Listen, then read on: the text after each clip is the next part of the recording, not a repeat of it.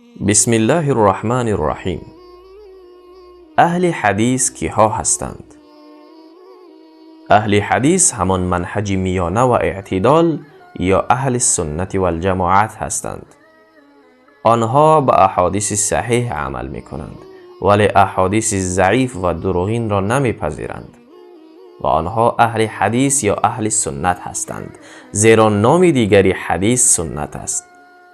پس اهل سنت همان اهل حدیث است و آنها کسانی هستند که خود را بر منهج و سنت پیامبر اکرم صلی الله علیه و سلم می دانند، چی در فقه و فروع دین و چی در اصول دین و عقاید، و از بدعت و نوآوری در دین بیزارند و همانگونه که کلام خدا را حجت می دانند به کلام رسول گرامی صلی الله علیه و سلم نیز عمل کرده و به آن استناد می کنند، البته به شرطی که حدیث به درجه صحت رسیده باشد.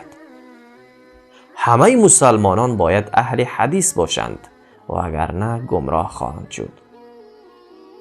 اهل حدیث را وهابی یا سلفی نیز در بین مردم می گویند و این نام وهابی را انگلیس گذاشته تا بین امت محمد صلی الله علیه و سلم تفریقه ایجاد کنند و پیروان واقعی رسول گرامی صلی الله علیه و سلم را در نظر مردم زشت جلوه می دهند با تهمت‌های گوناگونی که به آنها می زنند.